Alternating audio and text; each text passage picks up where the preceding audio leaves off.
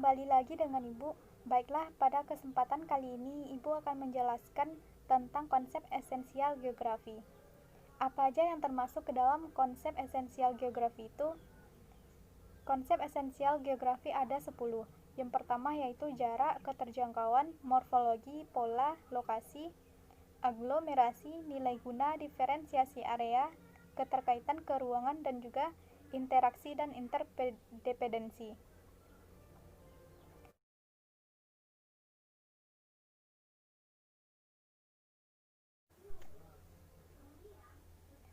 Yang pertama adalah konsep jarak. Konsep jarak itu mengkaji jarak antara satu tempat dengan tempat lainnya di permukaan bumi. Konsep jarak sendiri dibedakan menjadi dua. Yang pertama yaitu jarak relatif dan juga jarak absolut. Jarak absolut yaitu jarak yang diukur berdasarkan satuan panjang, sedangkan jarak relatif itu ditentukan atas pertimbangan waktu, biaya, dan juga rute. Contohnya nih, jarak antara sekolah dengan rumah Rudi itu 10 km. Berarti itu termasuk ke jarak absolut.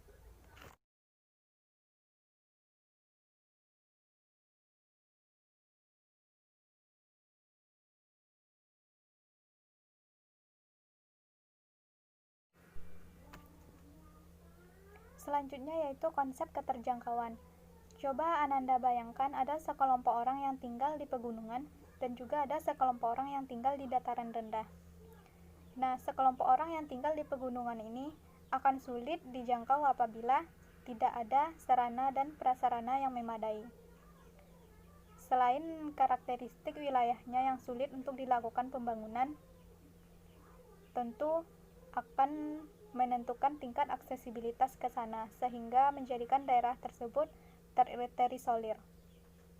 Dan kajian mengenai keterkaitan jarak dan karakteristik wilayah itu dilakukan menggunakan konsep keterjangkauan.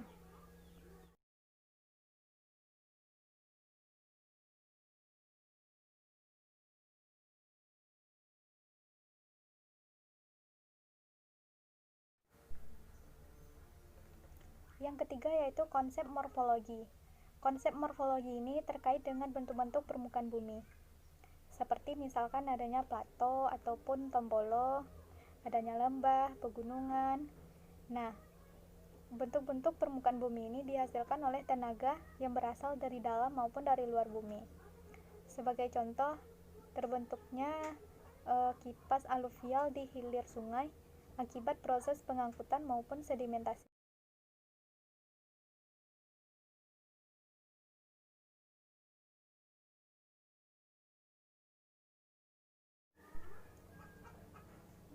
Nah, selanjutnya yaitu konsep pola. Susunan keruangan objek di permukaan bumi itu dikaji menggunakan konsep pola. Kegiatan manusia dalam memanfaatkan alam itu dapat membentuk pola-pola keruangan tertentu.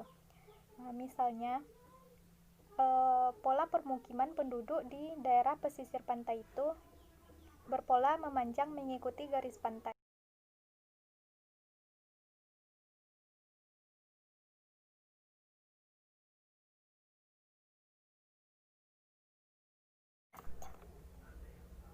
Selanjutnya adalah konsep lokasi. Konsep lokasi itu menjelaskan suatu fenomena geosfer terkait dengan letaknya di permukaan bumi.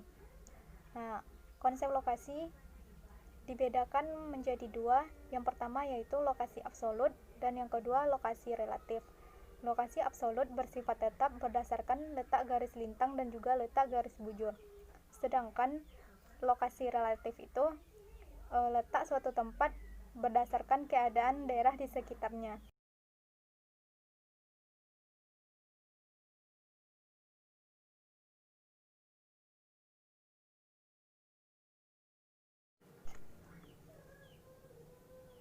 Selanjutnya yaitu konsep aglomerasi. Konsep aglomerasi berkaitan dengan pemusatan suatu fenomena di permukaan bumi. Dan kecenderungan pemusatan fenomena tersebut terjadi di wilayah yang relatif sempit dan paling menguntungkan. Sebagai contoh, pemusatan kawasan industri itu di wilayah yang terpadu.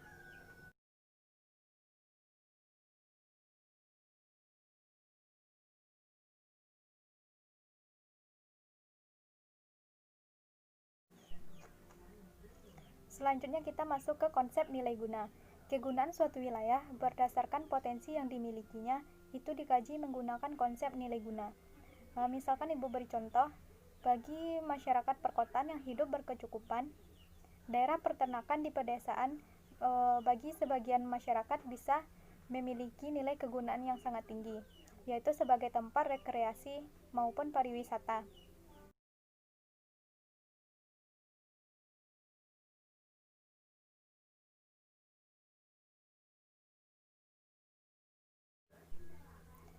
Selanjutnya yaitu konsep diferensiasi area. Konsep diferensiasi area berkaitan dengan perbedaan karakteristik antar wilayah. Perbedaan tersebut dapat berupa perbedaan bentang alam, kependudukan, pembangunan, maupun ekonomi. Dan setiap wilayah itu terbentuk oleh berbagai unsur dan fenomena yang berbeda.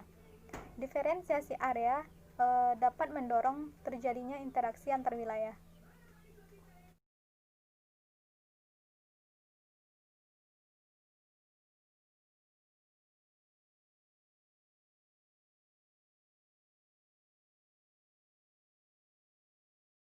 Itu konsep keterkaitan keruangan. Konsep keterkaitan keruangan atau asosiasi keruangan ini menunjukkan tingkat saling membutuhkan antar wilayah. Keterkaitan keruangan berhubungan dengan berbagai fenomena geosfer, baik fenomena alam, biotik maupun sosial. Misalnya, perbedaan potensi antar wilayah mendorong adanya keterkaitan saling memenuhi kebutuhan baik material dan sosial penduduk.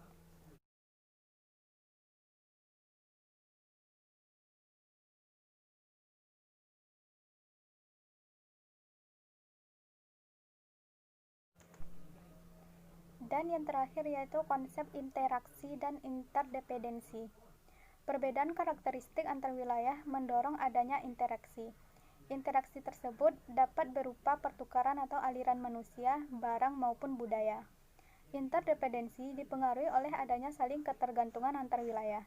Misalnya, daerah pedesaan yang mampu menghasilkan komoditas pangan yang sangat diperlukan bagi daerah perkotaan. Sebaliknya, daerah pedesaan membutuhkan hasil industri dari perkotaan untuk memenuhi kebutuhan mereka.